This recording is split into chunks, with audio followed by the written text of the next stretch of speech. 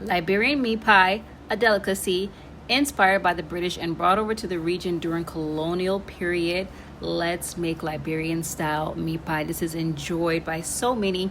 As always, everything is going to be listed in the description below. Now, I'm not a baker, but I can try. And this video is from a perspective of someone who's not a strong baker, and I think it'll be helpful for beginners as well. So we're going to start out by adding 3 cups of flour into the bowl. I added about a pinch of salt and I gave that a good mix. I went in with about 2 sticks of butter. Use any kind of butter that you like. Well, I don't know if I should say that. I used the butter that I used. It was like Kerrygold or something like that. So after adding your butter, and your butter should be cold. Let your butter be cold, and then you're going to start mixing that up. Cut your butter in chunks because it helps you work with it better. If your butter is whole, you're going to have a hard time. I'm having a hard time, and that was cut up in chunks. Once you're done, it should look something like this, right?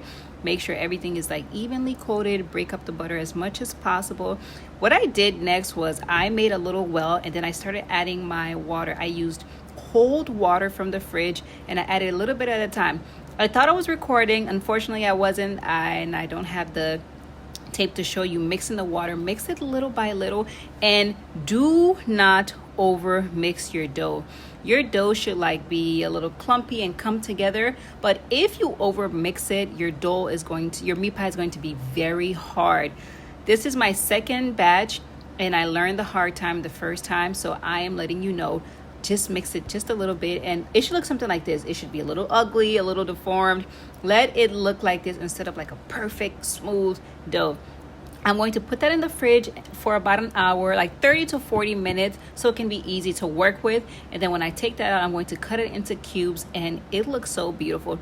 What it reminded me of was like the butter cookies that I eat. Look at the line. This batch was incredible. It is going to be like the meat pie was soft, flaky, crunchy, incredible. And now I'm going to start molding it. Just mold it very gently, maybe 3 or 4 molds, and that is it. You put it down.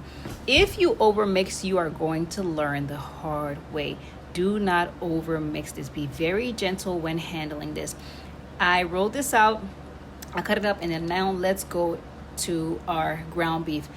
The key to a moist ground beef is low and slow for me. So I added 80-20 into the pot. I cut up onion, bell peppers, and seasoned with salt, pepper, garlic powder, black pepper. And then I'm going to reduce the heat and let that fry. I added about a tablespoon of tomato paste and a tablespoon of green seasoning. I do have this recipe on my page. You can go and look for it below. And then let that cook. One thing I hate the most about a meat pie is when the filling is dry. So allowing this to cook low and slow really allow that moisture to absorb and for you to achieve a juicy meat pie. Towards the end of it, I added green onions just for decorations, and then I started rolling out my dough, and then it's just time to add your filling into your dough, and that's it. I didn't have any kind of fancy gadgets, so I just used a bowl. I squeezed it in there, and then that was it. Use any bowl that you like. If you want on the bigger side, of course you're going to use a bigger glass bowl. If you want a smaller, use like a mug or something like that. Add your filling into your dough, close it, and you're going to seal it with a fork on all sides. It was incredible. I don't know if you can tell that it's going to be a good batch by looking at it, but it was incredible. I got my parchment paper, got my baking pan, and then I just washed it with 1 egg. Get that all over, and then poke holes. You want to make sure that the hole goes through the dough, so like you don't have an accident when it's baking. Now I let this bake on 350 for about 40 minutes, and you don't want to keep this on the lowest part of the oven because it'll burn very quickly.